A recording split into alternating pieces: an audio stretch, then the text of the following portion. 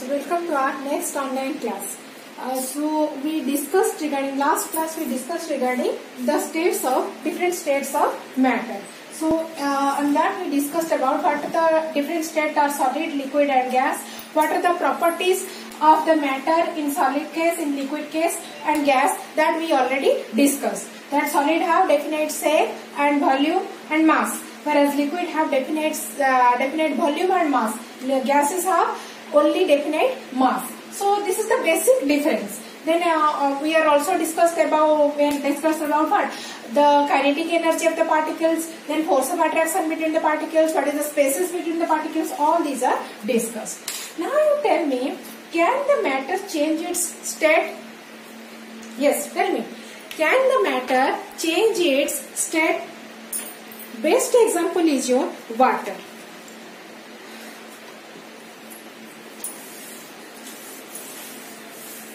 See, suppose in case of water, the solid state is, all of we know that, ice. Liquid is water. And gaseous state is water vapor. Yes or no? So these are interchangeable or not? These substances are, these matters are interchangeable or not? So ice can be changed into water or not? Water can be changed into what vapors? Yes or no? Yes. When we are heating ice, then it changes into water. When water is heated, then they change into water vapors. So what is about its temperature? When they change their state, what about their temperature, and what are the changes of the particles? All these we will discuss. Suppose I am taking some ice and I heat it. From when I am taking the ice, at that time the temperature, I read the scale of the thermometer, that is the minus 10 degree Celsius. And then I heat it to 0 degree Celsius. Then I heat it to 100 degree Celsius. Then I heat it to 130 degree Celsius. Okay, what are the changes arises that we will learn. So when I am heating from minus 10, this is minus 10 degree to 0 degree. There is a gradually increasing of the temperature. Okay, gradually increasing of the temperature. After some time, 0 degree Celsius. After some time, the temperature will constant for a time. Suppose this time is 0 degree. This time is T1 to initial time is T1 and final time is T2. Then again I am increasing the temperature, then the temperature increases. When it attains the 100 degree temperature, after that it has some steady time. So that time is suppose T3 and T4. Then again the temperature increases. Okay, this is a graph I did it. Okay, so now at the minus degree Celsius, what is the condition of the water? Obviously it is ice. Yes or no? When I am increasing the temperature, at that time ice melts. Yes or no? So here when it attains 0 degree Celsius, this temperature is maintained for some time. Why? Because till all the ice particles melt into water, that time is constant 0 degree for certain period of time. This time is for melting all the ice into water. Okay, this time is melting all the ice into water. That means this time period, melting of ice into what? Into water. All the ice particles are melted into water. Then again temperature increases to 100 degree Celsius. And after that there is a time period between the T3 to T4. That time period is again maintained for 100 degree Celsius is maintained for some time. Why this time? Again, water particles are converted into, that means all water particles are converted into water vapor. So that's why this time is maintained. Then again it increases up to, I am increasing the temperature 130 degree. So when I am, this is the bracket. First thing is solid to liquid. I am changing from solid to liquid. Can matter change its state? First state is solid to liquid. First state is solid to liquid. So in solid to liquid, I am changing, solid means ice. Here I am taking ice, here taking water. Liquid is water. That means I want to change ice to water. So when I am increasing the temperature, or if I am increasing the temperature, what is increased? It is already discussed that if I am increasing the temperature, that means kinetic energy of the particles increases. That means it is directly proportional to kinetic energy. So when I am increasing the temperature, kinetic energy increases. If kinetic energy increases, then the spaces between the particles, that is also increase. So now this one is ice is converted into its liquid form, that is the water. That means what is the force of attraction between the water ice particles? Suppose this one is, there is a bonding, highly bonded particles. When I am giving heat, what is the force of attraction between the particles? That temperature overcome this bonding. So that's why they are free. They are released from this bond. So that's why that they have more space between them, and the kinetic energy increases, and that form the liquid water. So that's why they are leaving this position to come this state, that is the water.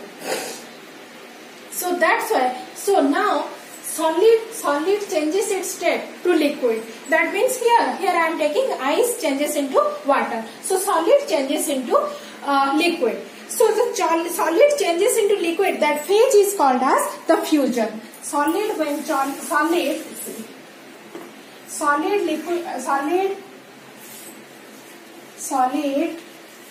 changes to liquid phase is called fusion. So here I am taking I erased it, T1 and this is T2. So here there is this one is a constant heat maintained, constant time is maintained to maintaining this heat, and 0 degree is heat is maintained here, T1 to T2. So this heat is not because when I am increasing the temperature, I am increasing the temperature, but this is not observed on this not increases the scale of the thermometer. Why? Because this heat is used to breaking all the bonds between the ice particles. So it is a latent or hidden heat. So that's why this time period heat is called as latent heat of fusion. That means for fusion, what amount of heat is here absorbed by the ice particles to melt into, all the particles melt into water, that heat is called as latent heat of fusion. Okay, now understand, latent means hidden. So this heat is hidden because as the temperature not increases, that means this heat is hidden. So this heat is hidden means that's why it is latent heat of fusion. Fusion means the process of converting changes of solid into liquid. That is the latent heat of fusion. So next come to, so what is I am defining what is latent heat of fusion. The amount of heat energy I am detecting, you have to write it. So the amount of heat energy required to change 1 kg of solid, the amount of heat energy required to change 1 kg of solid to liquid at its atmospheric pressure and and it's at its melting point. Melting point is 0 degree temperature. So at its melting point is called latent heat of fusion. Again I am repeating it. The amount of heat energy required to change 1 kg of solid into liquid at atmospheric pressure, at normal atmospheric pressure, at its melting point, then that is called as latent heat of fusion. Okay, fusion means change of state, solid state to liquid state. Now understand? So this one, this temperature, this period of time, what is the temperature? Hidden, that means all the particles absorbed it to change water to solid ice to liquid water, then that is called as the latent heat of fusion. Okay, so this is the latent heat of fusion up to this. So now solid to liquid change is completed. Then liquid to, next change is liquid to gas.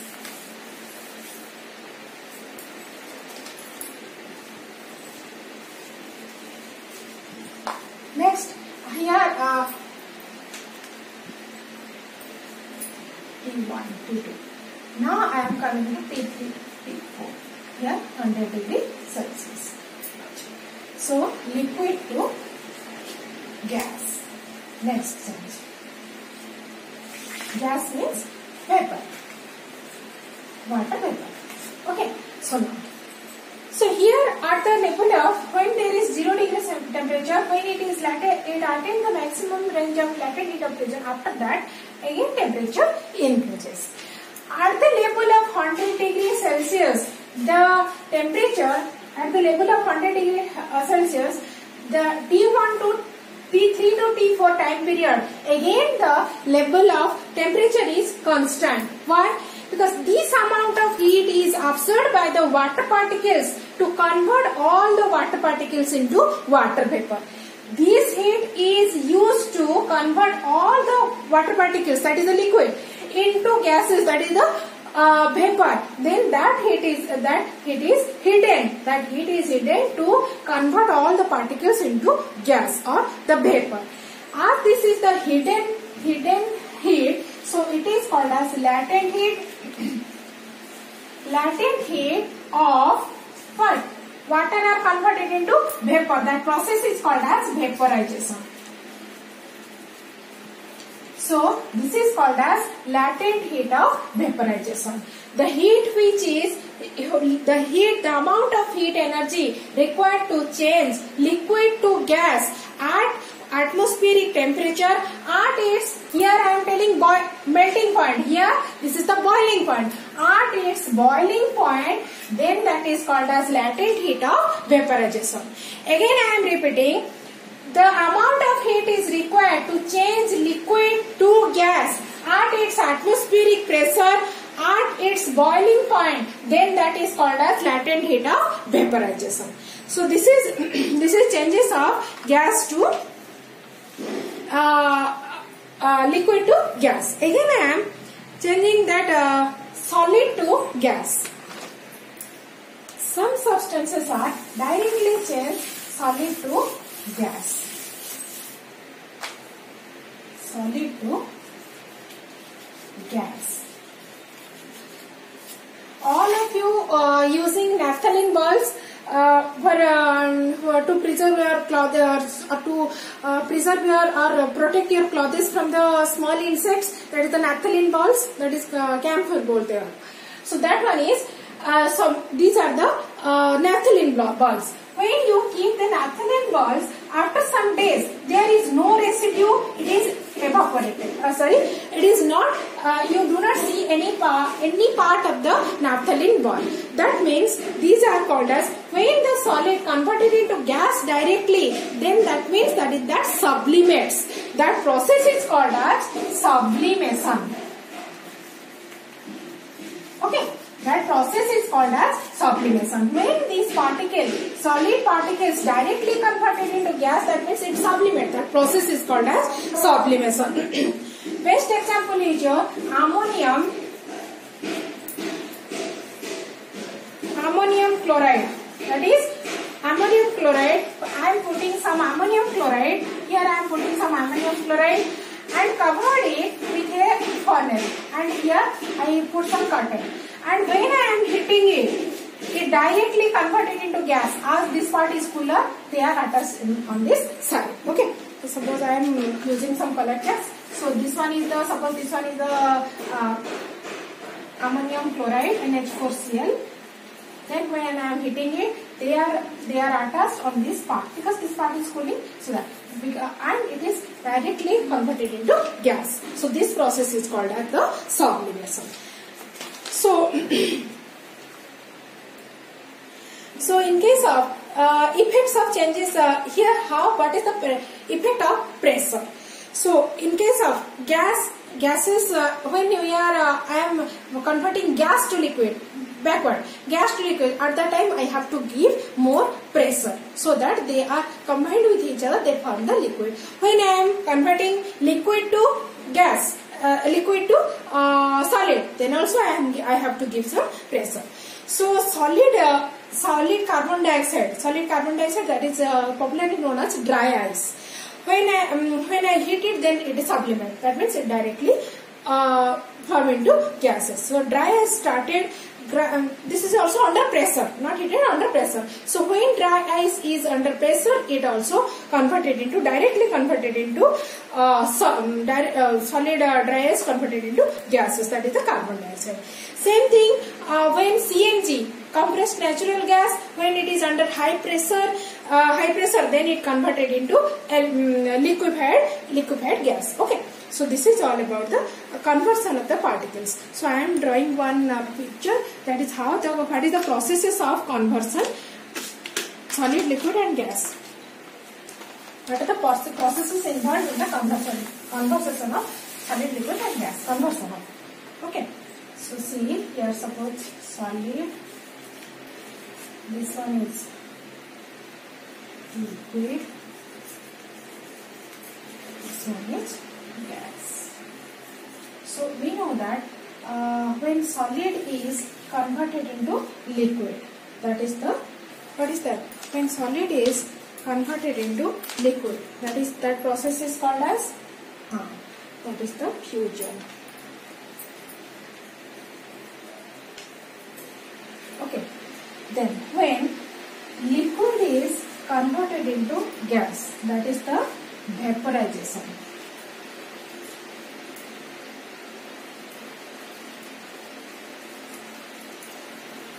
When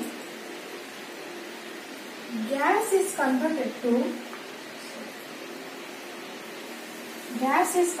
liquid, that is called as sublimation.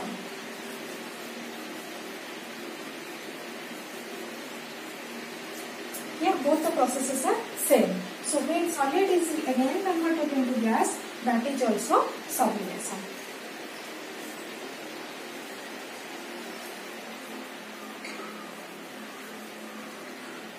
When gas is converted into liquid, water vapors are converted into liquid form. In water cycle we did it, that is the condensation.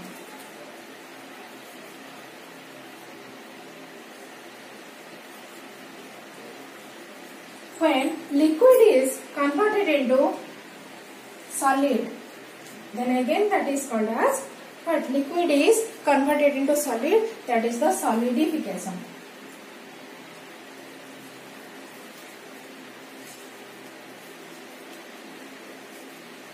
Okay, this one is solidification. Again I am writing it. It's not visible.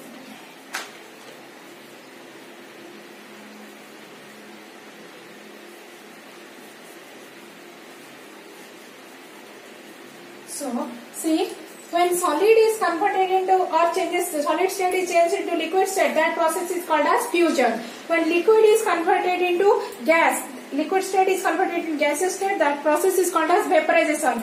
When gas is converted into solid, that is called as sublimation. Again I am in backward direction. When solid converted into gaseous state, that is also sublimation. Gas converted into liquid, that is condensation. When liquid converted into solid, that is the solidification. These are the processes involved in changes in different states of matter. Then some questions are given to you. In-text questions are there. So I am giving you that formula. Then you do by your own. If you have any doubt, then ask me. So that is formula is 0 degree Celsius is equal to degree Kelvin minus 273. Okay, 273. That is the it is given that in your one question it is given that I am solving one. 300 Kelvin it is given. If 300 Kelvin is given, 300 Kelvin is equal to what is the degree Celsius? Minus 273. Okay, it is 27 degree Celsius. Okay, answer is 27 degree Celsius. So what is the physical state of water at 25 degree Celsius and 100 degree Celsius? At 25 degree Celsius, we already discussed it. Again, I am repeating it. Other question you have to do. This question I am again. So at here minus 10 degree Celsius, 0 degree Celsius. What I take it? Achha, here it is 100 degree Celsius. It is asked that at 25 degree, suppose this one is the 25 degree. 25 degree, what is the state of the water? It is water because all the water particles are converted, ice particles are converted into water. That's why it is the water. Then at 100 degrees Celsius, this one. At 100 degrees Celsius means water particles, some water particles are there, some vapor are there. So at 100 degrees Celsius, some water is there and vapors are also there. Because all waters are not converted into vapor and all water particles are not also present. So that's why water and vapor coexist here.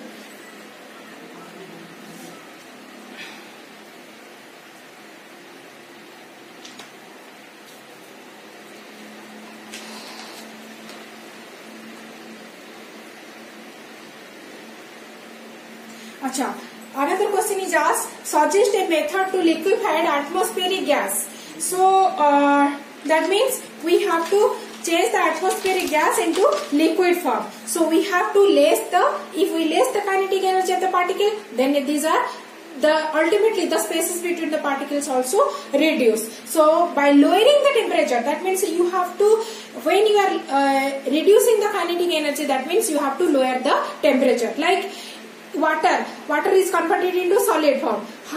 When we are lowering the temperature. Best example is that, so when we are converting the gas into liquid, at that time we have to lower the temperature so that kinetic energy of the particles will be lowered. So that the spaces between the particles that will be lowered, so we are able to